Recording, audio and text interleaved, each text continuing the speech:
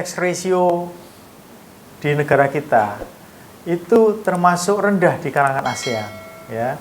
Untuk data OECD sendiri, tahun 2012 kita itu di bawah 12%. Nah, sekarang dengan makin meningkatnya GDP kita, karena tax ratio itu sendiri adalah rumus dari bagaimana suatu produktivitas kita, ya, kemudian istilahnya bagaimana penerimaan pajak kita itu dibagi dengan GDP tadi, ya. Dan penerimaan pajak ini dalam bentuk tax ratio adalah penerimaan pajak yang dikolek oleh pemerintah pusat. Di dalamnya ada PPN, ada PPH, ya, kemudian ada biaya materai dan seterusnya. Nah, tax ratio rendah ini mencerminkan bagaimana kondisi kepatuhan perpajakan di negara kita. Kita punya harapan DJP ini memperjuangkan penerimaan negara bukan atas DJP sendiri, tapi perjuangan bersama. Jadi dibantu oleh institusi-institusi lain. Karena tidak mungkin DJP bekerja secara sendiri. DJP harus bekerja bersama-sama dengan institusi lain, diantaranya ya pengacara, ya, Perkumpulan Pengacara Pajak Indonesia ini. Ya, kami sangat bangga, kami sangat merasa terhormat untuk mendapatkan undangan pada kesempatan siang hari ini, dan harapan kami ke depan untuk bisa terjalin tali silaturahim, mungkin nanti bisa diagendakan dalam bentuk mungkin bisa MOU, mungkin begitu, karena sesuai dengan program pemerintah Mas Nadiem, ya, bahwa antara kampus ini harus dekat dengan dunia praktisi. Nah, itu kalau di dalam riset-riset yang kami teliti, kalau di kampus itu kan pinternya riset ya Pak, teori gitu ya. Nah, itu memang bagaimana tingkat kepatuhan daripada wajib pajak itu banyak dipengaruhi, kan begitu. Banyak dipengaruhi oleh bagaimana tingkat kesadaran wajib pajak, bagaimana pemerintah telah melakukan sosialisasi, dan seterusnya, dan seterusnya. Nah, mungkin nanti harapan kami ke depan itu ada kerjasama, yaitu di bidang Tridharma perguruan tinggi. Jadi baik dalam bidang pendidikan pengajaran mungkin, dan juga dalam bidang riset, dan juga dalam bidang pengabdian masyarakat.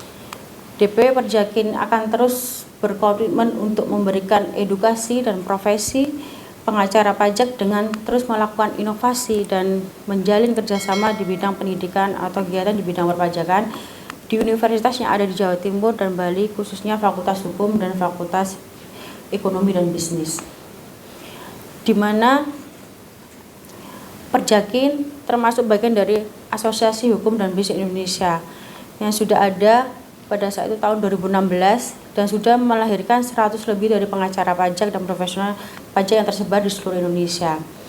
Dan Perjakin sudah masuk pada Member of American Bar Association dan International Fiscal Association.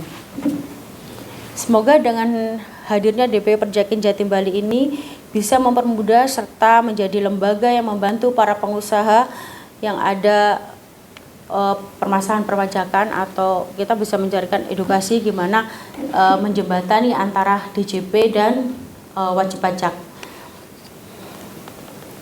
dimana dengan para profesional muda yang ada di Jatim Bali khususnya untuk mengembangkan karir dunia perpajakan serta dengan gelar profesi yang legal. Perlu diketahui bahwa dengan dibentuknya DP Perjakin Bali, kami sudah menjalin kerjasama dengan Universitas Pagiri Adibuana. Kemarin sudah kerjasama Ibu Dwi, kita sudah tanda tangan MOU dengan Pagiri Adibuana. Selanjutnya mungkin dari universitas-universitas lain bisa menyusul untuk kerjasama dengan kita untuk gelar profesi yang sertifikat tax lawyer untuk Fakultas Hukum dan sertifikat tax konsultan untuk Fakultas Ekonomi khususnya akuntansi.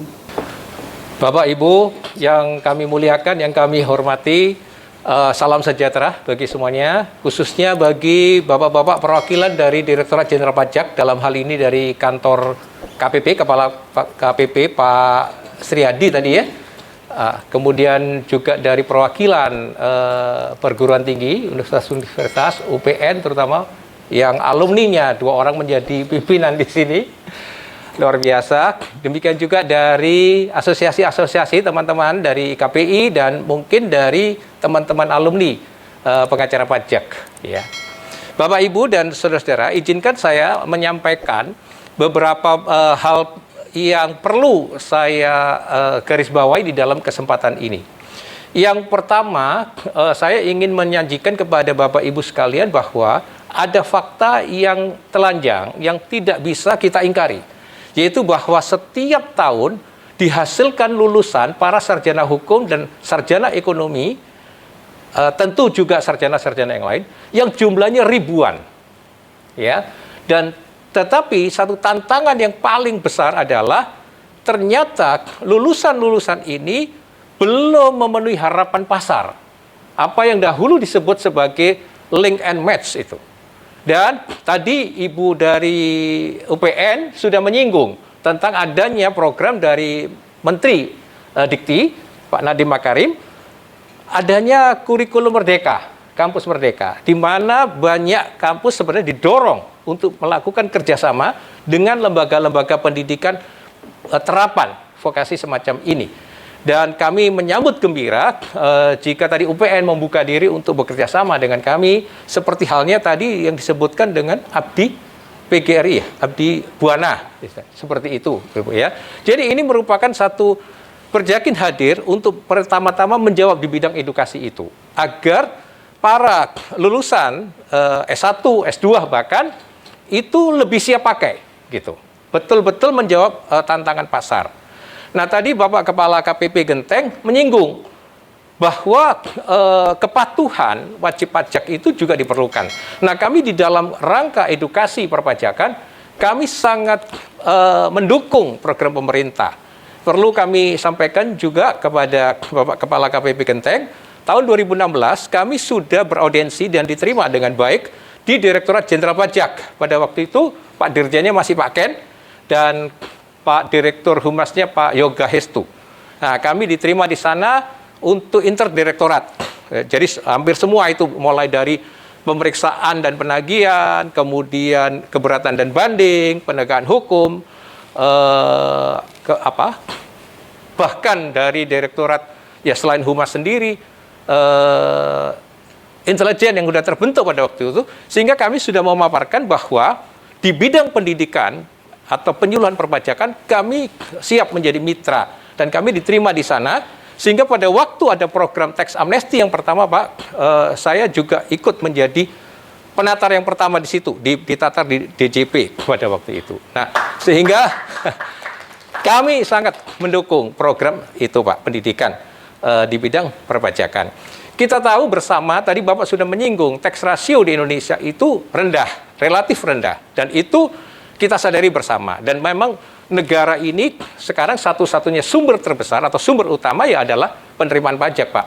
Dan kami terus terang berharap kalau bisa DJP itu sudah mandiri menjadi kelas menteri, Pak. Jadi tidak lagi di kelas dirjen, tetapi menjadi kelas menteri. Karena menurut hemat saya, tantangannya sudah berat, Pak, untuk DJP itu. Nanti itu menjadi tulang punggung penerimaan negara, gitu kan. Tidak ada sumber lain kita. Nah, jadi harapan kita ke sana.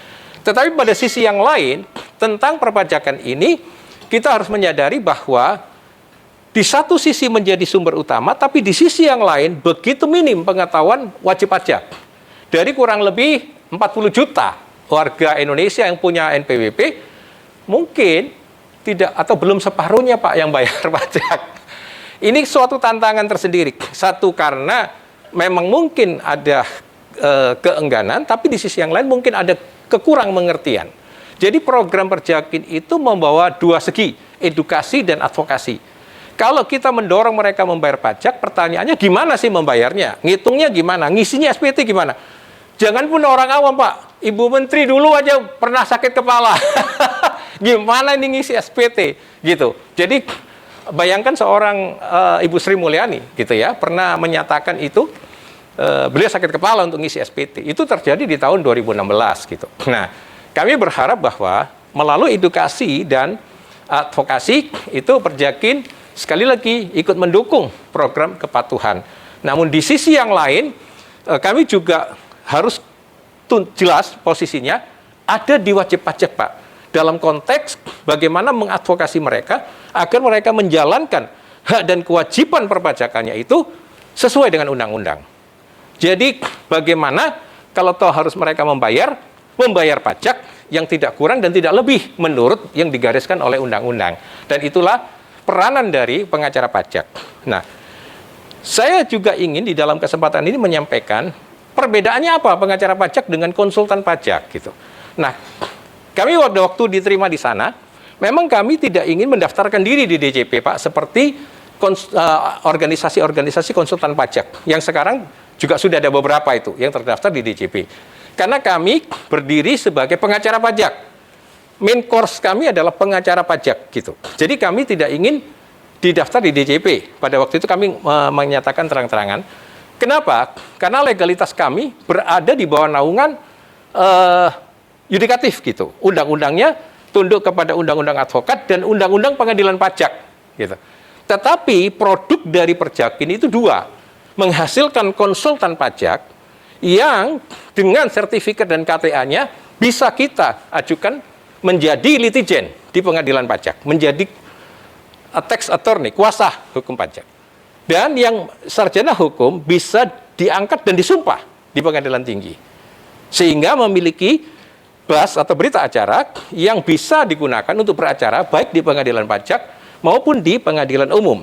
Nah, itu ada sedikit persamaan, yaitu di dalam tax compliance kami sama dengan tax konsultan. Jadi porsi-porsi materi yang diberikan terutama di brevet ABC itu kita berikan sebagai materi dasar di pengacara pajak. Tapi lebih dari itu, kami mendidik mereka untuk bisa bagaimana mendampingi pemeriksaan, ya, menjadi pendamping dari wajib pajak dalam konteks pemeriksaan. Apalagi di dalam pajak kan pemeriksaan itu tidak hanya administratif, bisa menjurus ke buper dan pidana. Nah, itu penting peranan pengacara, Saudara Pak. Tapi pengacara yang memang sudah memiliki kompetensi perpajakan begitu. Dan yang ketiga, bagaimana kalau ada ketidakcocokan tadi, ya di pengadilan ranahnya. Baik administratifnya pengadilan pajak maupun sampai ke pengadilan pidana pajaknya. Yang harus saya sampaikan, Pak, ini juga mungkin menjadi tantangan bersama. Ternyata data menunjukkan kurang lebih 80% itu DJP kalah, Pak, di pengadilan. Jadi ini juga mungkin menjadi tantangan sehingga kita nanti akan menjadi pertarungan yang fair begitu. Yang tadi seperti Bapak singgung, berdiri di atas keadilan dan kebenaran. Dan kekalahan DJP itu di tingkat Mahkamah Agung, Pak. Kalau di tingkat pengadilan pajak itu mungkin 50-50, 50-50 atau bahkan 60. Tapi begitu sampai ke tingkat Mahkamah Agung itu sudah 80% kalah, Pak. Dan kita tidak bermain kotor di situ. Para pengacara pajak tidak bermain kotor. Banyak alumni kami yang membantu para konsultan itu menaikkan ke tingkat peninjauan kembali itu.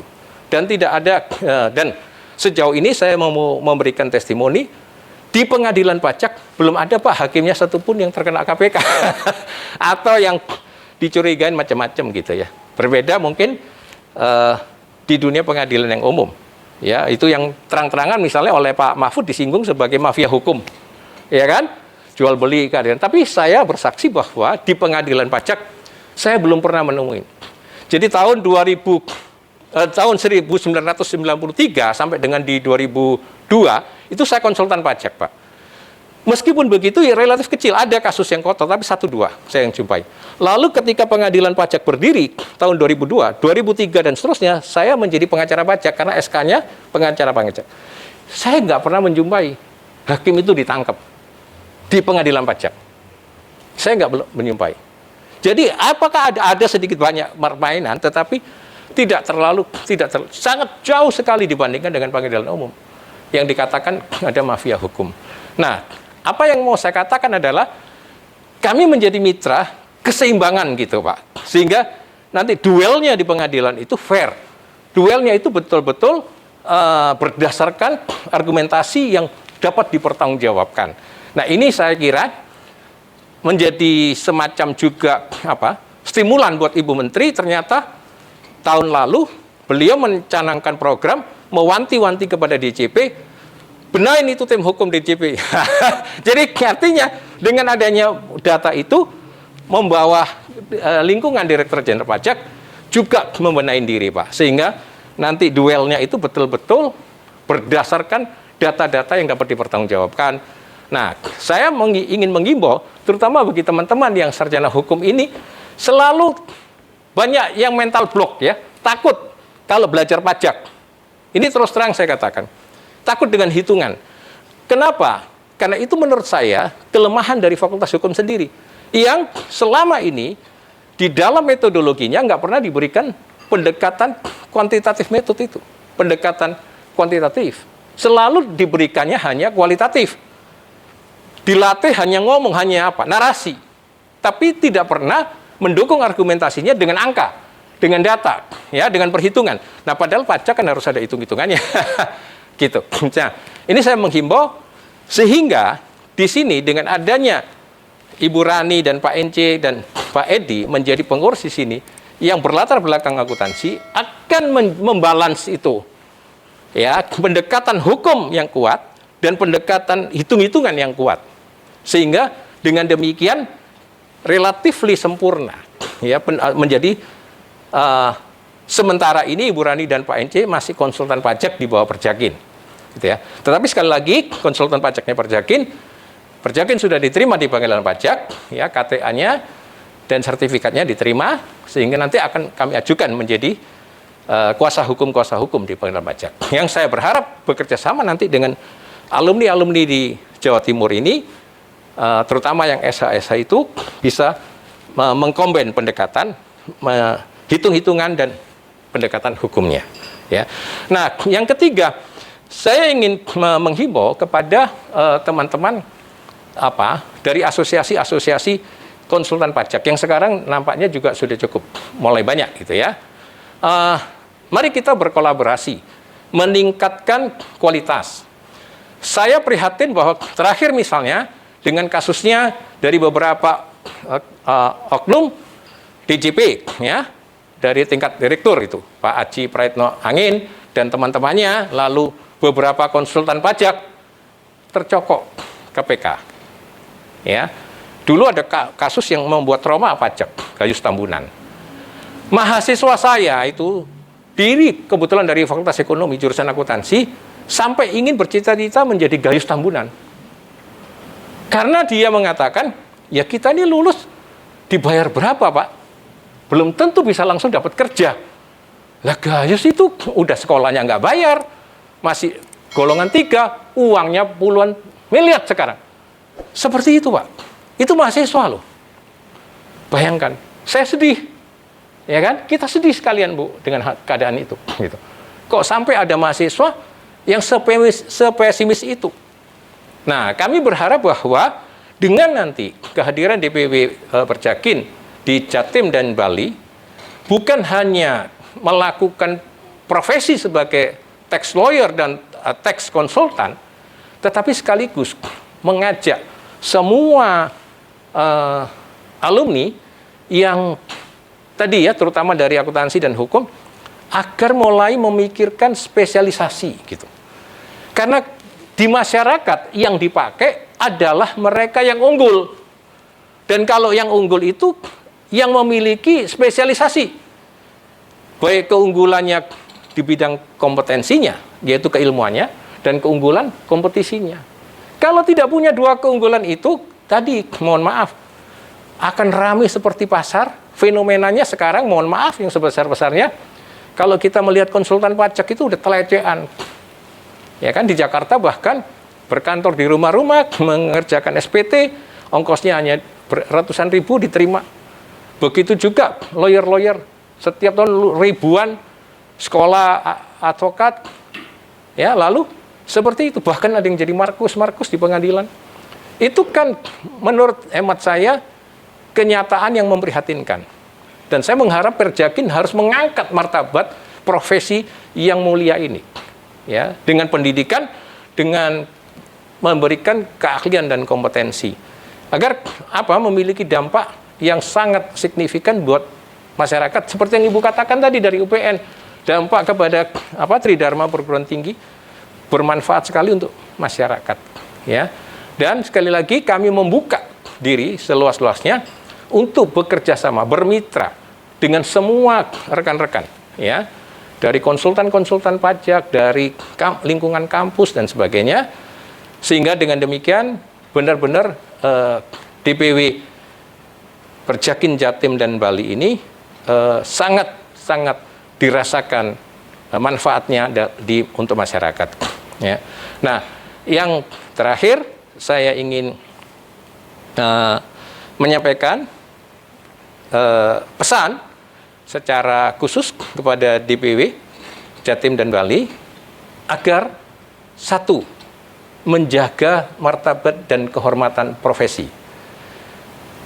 Di dalam dunia hukum seringkali lawyer-lawyer mengatakan profesi mereka adalah disebut officium nobile.